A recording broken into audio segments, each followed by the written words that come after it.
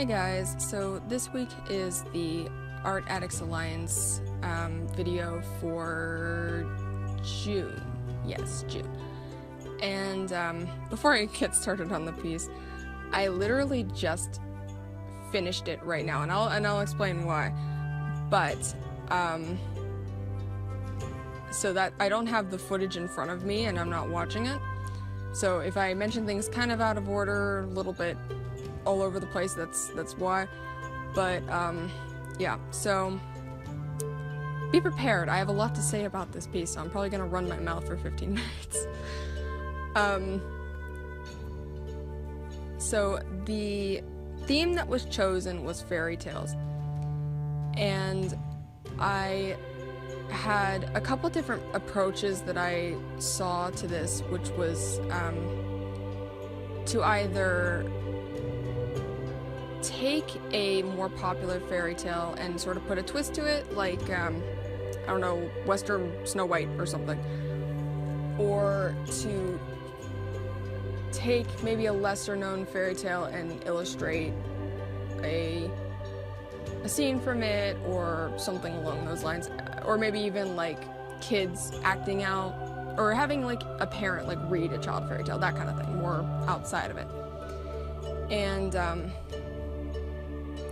so I was really dumb, and I waited like until a week and a half before the video would have to go up, which, you know, and I waited until then to find a concept. So I went on Google and I typed in Grimm's Fairy Tales, and I just started reading to get ideas or inspiration, because I didn't read Grimm's Fairy Tales growing up, which I don't know how many people have these days. I don't even know how popular Grimm's Fairy Tales are anymore in general, because I mean, I don't think anybody reads them to their kids anymore. So like I said, I'm not sure how popular they really are anymore, but they used to be.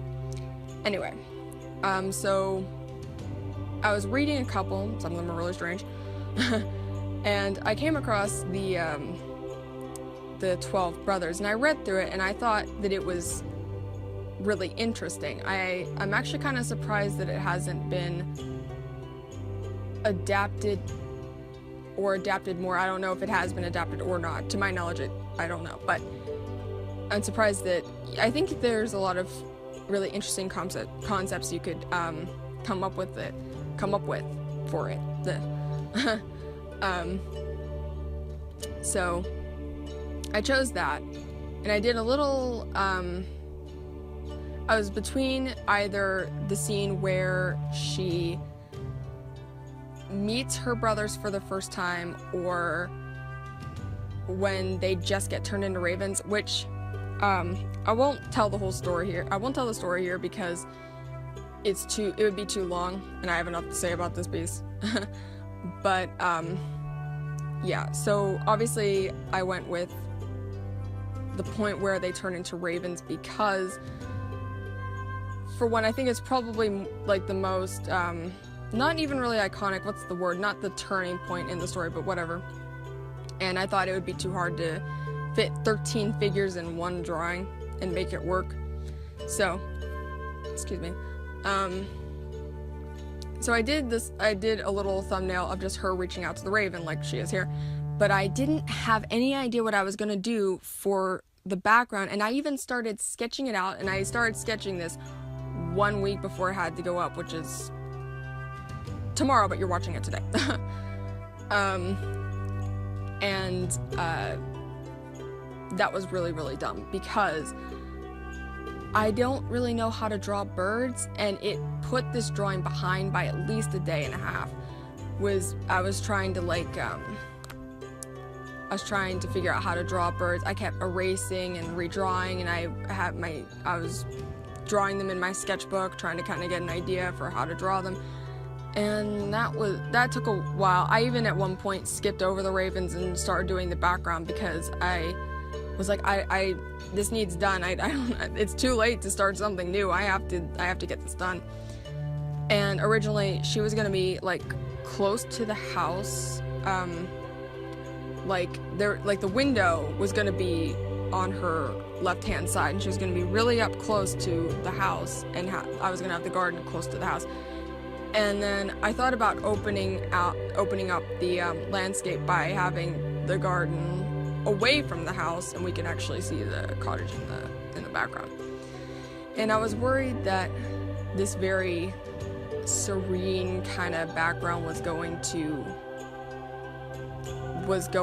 maybe ruin the action that was going on, that it was going to maybe make it seem boring, because there's quite a bit of horizontal lines, which I tried kind of fixing by adding some like hills and making the tree curve over a certain way. I don't know if I exactly succeeded or not, but hopefully I think that it's still framed pretty well, and it's helped by the contrast of the colors as well, that she and the ravens stand out. Yeah, so that was pretty much it for the concept. I rather quite liked it, although it was a bit of a rush job because, like I said, I didn't have much time and I was dumb and waited a long time. So as far as the colors go, I really liked how her colors were. Also, I filmed a close-up of me coloring her face, but I realize now, I see that the camera didn't focus, so I'm just gonna cut that clip out. But I did actually do a couple more close-up shots though whenever I was just plain working on her, because I've been wanting to do that more, because I always think the coloring is a little bit more interesting whenever I watch, whenever certain parts are closed up on, so you can actually see what someone is doing. I just never seem to remember whenever I'm doing my own recordings, but yeah,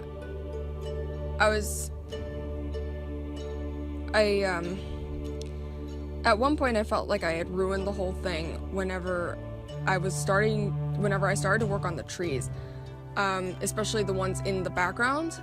I had these big long trees, and I had the old lady there, which the old lady, I wanted her in there because directly after her brother's turned into Raven, she tells her that she has to stay silent and not talk and not laugh for 7 years, or else they'll die. And so I wanted her there, and I wanted her to be in the sort of the creepiest, not the creepiest, but the most eerie part of it, and I wanted the trees to be all like long and tall and curved, but whenever it was inked out, whenever it was actually on paper and all inked and everything, it didn't look nearly as good as it did in the sketch. It looked kind of like it kind of looked like it was its own thing, like it was so detached from the rest of the picture, and it kind of still does, but I tried to bridge the gap by having the trees behind these lighter trees, the ones that have green on them, sort of be the same colors, so it still looks like the same forest, but the ones closer to us are lighter, because I wanted to give off the mood that this place was really,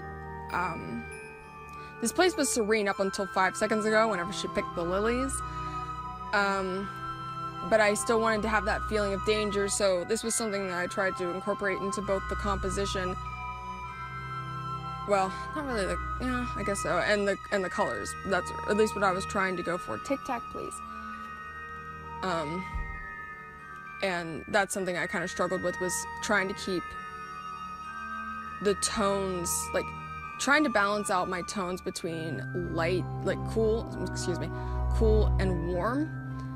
I still wanted there to be some warm tones in there because, like I said, I wanted to still have the feeling that this place was pretty peaceful up until a couple seconds ago, but also something really bad is happening right now, and to have that feeling of danger and like dark magic or something. I don't really know if I quite pulled it off, but yeah, also I kind of apologize that there isn't footage for the last part of this drawing because my camera kept dying, and I have one of those cameras that does not have an external battery, so I can't just like buy another battery, switch it out. Every time it dies, I have to wait for it to charge. And I was like, I don't have time for this. I don't have time for this. So I'm gonna just finish it off camera and I'll show the end result. So sorry about that. Yeah, so I was having I had a hard time with the contrast though, because